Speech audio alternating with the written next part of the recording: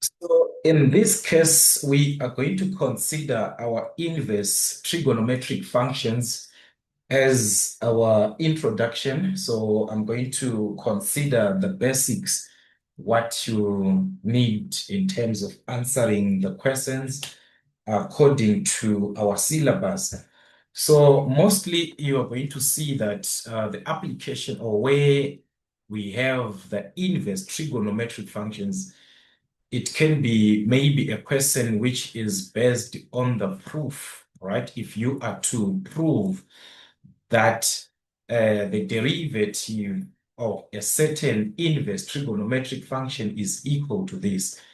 The reason why I'm saying this is that because we are given actually for inverse trigonometric functions, we have these in our formula sheet. We are already given this. So it is how to apply if we are on our derivatives for function of x. This is the derivative that is gonna be given. So for any inverse trigonometric function, we are given these for the 6 trigonometric functions that we have, but in this case, we are referring to their inverse. We are referring to their inverses. So this is the part that we are going to actually apply or to use in order for us to differentiate inverse trigonometric functions. So before we are to apply those formulas, just a basic part from an inverse function. Let's consider basically our functions as before. We dealt y is equal to x squared plus 1. Then you have to find the inverse of that function, making y the subject. But first, we have to interchange this and we make y the subject of the formula, which is going to be what? The inverse of that given algebraic function. But when we are referring to the inverse trigonometric function, that is where we have the arc sign, the sign to the exponent of -1. If we're given this, if we check on our calculator, there we have the arc sign, which is sine to the power of minus or to the exponent of -1, cos to the exponent of -1, tan to the exponent of -1. Those are inverse, the inverse of. So if we say the inverse, let's say arc sine of this, of a certain number, arc sine of a certain number, maybe it is 0.5 like this, it is going to give us a certain value. The inverse of this arc sine is going to give us what? A certain value, which is the angle 30 degrees from that arc sine of 0.5. It is giving us what? 30 degrees. So from our understanding here, it means the sine of this angle, the sine of that angle, which is 30 degrees, the sine of that angle that we are given then is going to give us what we have here, which is 0.5. So let's say we have the arc sine of x, which is equal to y. The arc sine of what? X, which is equal to what? So if we understand from this, from our end form, that the sine of this angle, it is supposed to give us what we have, that decimal there. The sine, let's find it. Our calculator is here. The sine of what? The sine of 30 degrees, not arc sine, but direct sine of 30, must give us what? 0.5, what we had on the arc sine. So what can we conclude in terms of x and y if arc sine of x is equal to y, or y is equal to the arc sine of x? arc like this, arc sine. Some they say sin, all right? Arc sine or sin. Cosine, arc cos of that. That is arc cos, the exponent of what? -1. What can we deduce from this understanding that we had from an angle that we are used to? It simply tells us that the sine of y, the sine of the angle y is simply representing what? An angle. So the sine of y is equal to this decimal part which we have on the arc sine, which is the x. So it is simply equivalent to x. This is what it means. The sine of this y here is equal to x. The sine of the angle theta is equal to 0.5. This is y, this is our x.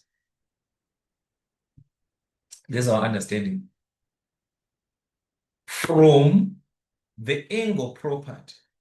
So this here, guys, if you cannot take it from this to this state like this, you can simply consider this.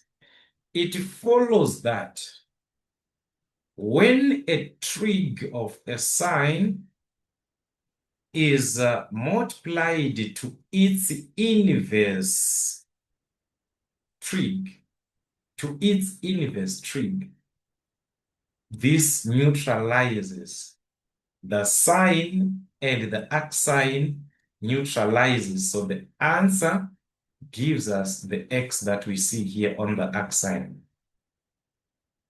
The cos to its inverse is supposed to give us that x, because the inverse of what? Cos x. The answer is cos x. Even if it is a tan, it can be a cot, it can be whatever that you have there. It simply gives us this. So what I'm simply trying to say here is that if you do not understand the previous explanation, for you to get rid of the arc sine, you can simply introduce the sine, because the sine and its inverse, the trig, multiplied by its inverse trig, gives us what? That is the condition. So if we understand this, guys, it simply means when I am given that the sine of x is equal to y, or y is equal to the arc sine of x like this, I want to get rid of what? The arc sine. I want to remove this.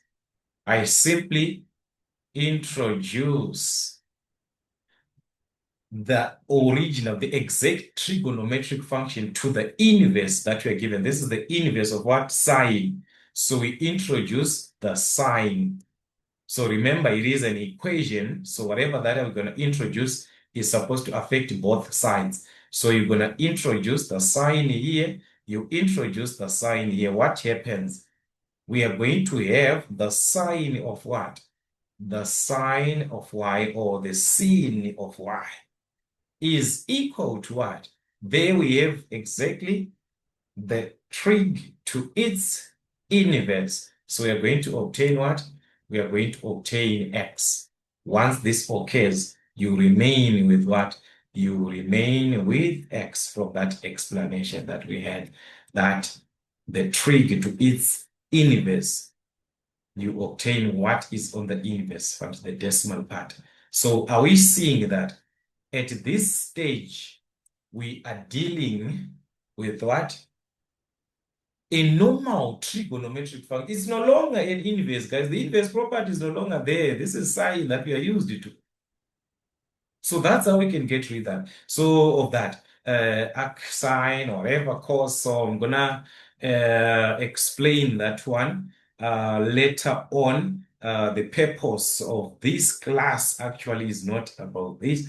It is on how to apply the derivatives. But for the sake of revision purposes, make sure that you do join the membership, so that you do not miss any of the other explanations that we are going to have, especially on the application of this part that I'm explaining here when you are to differentiate each part of our inverse trigonometric functions. So the derivative is actually to be done. So we're going to look into that one in the next class. But this is what you simply need, guys, whenever you have what? The inverse trigonometric function, you can introduce the what? The original trig to that inverse. So it can be for any, it can be for sec, even sec to the what? To the arc sec of what? Of x is going to give us x. It can be for cot. Did we cot here to the what? To the arc cot of x is going to give us x. All right. Also, we have got what? Cosec. All these guys, even for cosec, to the what? To the inverse of what? That cosec of x is going to give us x. So this is the idea of the removal, or how can we get rid of that arc sign. So like I said, we are going to deal with that one in our next class. But for today, I want us to consider this. These are the derivatives already given in our formula sheet. This is the introduction part that I want us to refer to or to talk about. Where we are given the arc sine of x, its derivative is already given 1 over the square root of 1 minus x squared. If it is arc cos, all right, of x minus 1 over this. So how can we apply these derivatives that we are given? Or what is the meaning or the significance of this part that we are given? Here from the x that we are given, the one that we see on top there, it is representing the derivative of our f of x. This is what is it. The one that we see, this one that we see on top, though, they are from the derivatives of what? F of x, which is the x that we are given. So x represents what? F of x. So the top is its derivative, and the x squared is simply our f of x, which is being what? Which is being squared. So we can see this formula adjusted, or we can have it adjusted as if we are to differentiate the arc sine of f of x, let's consider it as what? F of x. Where our f of x, in this case, it was given as x. But when we are having it as f of x, how can we have our formula? Remember I said the 1 on the numerator is what? The first derivative. So it is going to be the first derivative with respect to x over what? The square root of 1 minus f of x, like this, squared. This is what it simply means. This is what it simply means when there's f of x there. So in every part that you see here, in place of x, you're going to write it as what? As f of x. So wherever we see the x, we are going to put f of x. So if it is x squared, f of x squared, all right? The one only on the numerator, only on the what? On the numerator is the one that represents what? The first derivative. So wherever we see a 1 on the numerator like this one, it simply represents the first derivative. Where there is minus 1, it simply means what? Minus what? The first derivative of what? Of x. That is what it simply means. So as of your N5 mathematics, they are not going to actually extend that further, but if they do so, this is what it means. You simply take your f of x to represent x. Then you differentiate that f of x. That is the part that is going to represent what? The numerator. All right. So that is basically when it is something that is extended. But according to the questions that we're going to be given, they are going to be based on this part. So, like I said, if we are to consider the inverse trigonometric functions, it is not something that will be given direct in an exam, like differentiate arc sine like that. Mostly we're going to have it as an application where we are working with combined derivatives. We saw that when we're dealing with implicit functions, it can be even the logarithmic, it can be even where the simplification is not required. It is not exactly like we are going to expect a person direct, which is going to differentiate, unless if it is to prove, which is the one that we are going to talk about in the next class, about proving these 6 inverse what trig functions that we are given here. We are going to prove each up to the last one. So for now, like I said, we are going to use this what in combined or mixed derivatives. Combined or what? Or mixed derivatives. That is where we are going to actually consider the inverse functions. For an example, we are given maybe to find the derivative of y with respect to x given what? Given y is equal to the sine of x times the arcsine of x, like this, the arcsine of x. We are asked from this given function, we are supposed to determine or to find what? We are supposed to determine or to find y dx from what we are given. So this is the idea now. Guys, do not confuse sine to arcsine of x to giving us x. Then you say here, we are going to obtain x. No, this is sine x. There is x here on side. Sine without x, when multiplied to the inverse, is the one that gives us, not this one. Here's sine x. So it's totally different. So here, if you were to find the derivative of y with respect to x, you're going to consider that you have got 2 terms, a trig function, which is the sine of x, and what? An inverse trig function here. These are the 2 things that we are going to consider. All right. Then on your derivatives, what are you going to do? You're saying, okay, I have got a product here, so definitely I'm going to what? Apply my product rule to say if y is equal to u times v, then the derivative of y with respect to u to x is gonna be given with the u, the first derivative of v plus what? V, the first derivative of what? Of u, which is in our case, our u is the sine of x, our v is arcsine. So if u represents the sine of x, what about its derivative? We know, guys, the derivative of a sine is what? It is the cos of x, which we can also check from our formula sheet.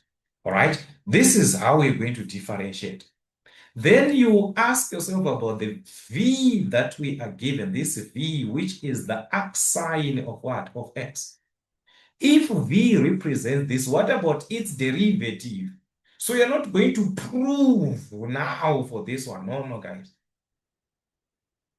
You don't say because I'm differentiating the arcsine of x, so I'm going to where was it taken from where? No, no, no, no, no.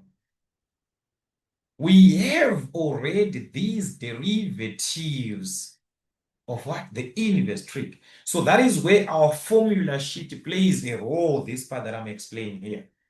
You simply consider, all right, what is that derivative for arcsine? I already have it. I already have it. So we're saying those things just applying it like that. This is exactly our inverse trig. We already have that. Unless if the question is for you to prove, that's where you can start now the basics. But for this one, there's no need. You already have that. So what is the derivative? It is this part 1 over the square root of 1 minus x squared. So that is what you're going to put on the what? On the derivative of arcsine of x, which is the first, the derivative of v. So that's 1. All right. So it was going to be 1 over what? The square root of what? 1 minus x squared. We already have that. So it is mostly under what? Combined or mixed derivatives. That is where we are going to apply or to see these inverse trig functions. So we're going to differentiate, all right, because I'm finding dy, dx, and I'm using the product rule. So I'm going to have u, all right, sorry, here according to our formula, that's u. Our u is what?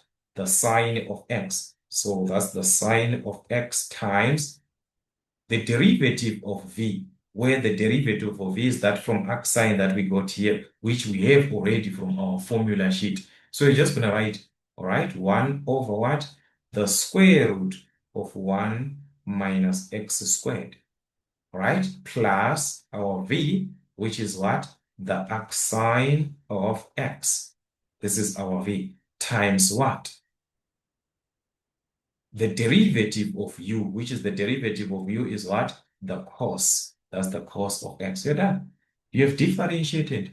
Yes, you can just rewrite this one. That's the same as the product. Yeah, this is the product, same as over 1. So you can simply multiply the numerators together.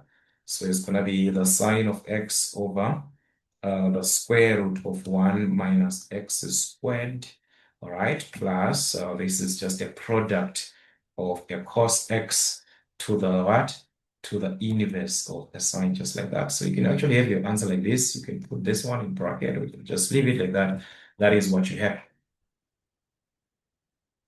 So you see, the inverse trig applied in, it's an application like from the product rule, is it the quotient rule, any part where we see that inverse, we simply take according to what we are given from what? The formula sheet here straight. That's the application. All right. Remember when we had the simplification where the simplification is not required, where the simplification was what? Not required. All those basic derivatives, we can have an inverse trig. Simply use the formula sheet straight when it is to be applied. All right. For an example, let us consider still on those derivatives. Let's say we are asked to find the derivative of y with respect to x from tan the ln of x, like this, the log of x. Remember, where the simplification was not required from our function of a function concept, we talked about that.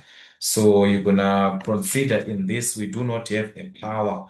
So we can simply work with the ODI method, the outer, then the derivative of what? Of the inner. So the outer, we work with what? Or which is the outer function, that is our outer, times the derivative of the inner. This is the inner part. So the outer is arctan, arctan. How do we differentiate arctan? Arctan from our inverse trig. Arctan is what? If it is arctan of x, it is 1 over this plus what? 1 plus x squared. This x, remember I talked about this to say x represents f of x. X represents what? F of x. So when we see that, we must consider in this case, it is, what is our f of x? There is what? The ln of x, the ln of x. So it was going to be 1 over what? 1 plus x. It was supposed to be x squared here, but we cannot write x squared because our x is being represented by this term, as it is the ln of x is representing our x. So in place of that, it's going to be the ln of x what? Squared for x squared. All right? That's our outer times the inner part. I mean, the derivative of the inner, which is the ln of x. How do we differentiate the ln of x?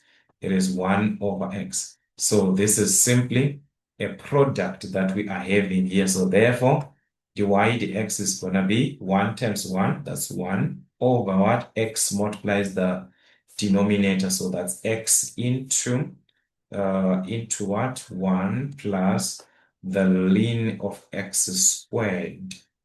Like that, we are done. So it is basically what you're going to have.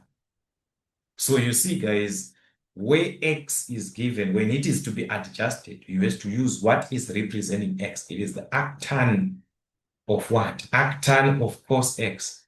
Is that so?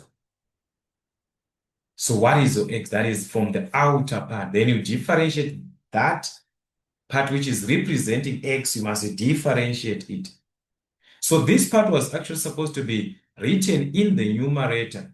All right, we're supposed to actually have it like this from our derivative. If we are to consider in this manner that we had here, it is fine the way that we have, but we can just do it direct from the formula.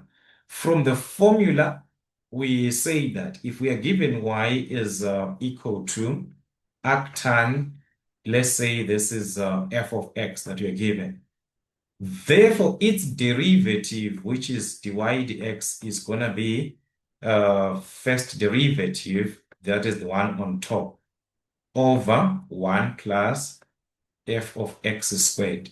Remember, where we have what? Where we have the 1 in the numerator, it was actually taken from what? The first derivative. And the x that we are supposed to have here, which is representing what? Our f of x. So this is the formula actually that is the exact formula that we could have used if you are working with that, with a formula.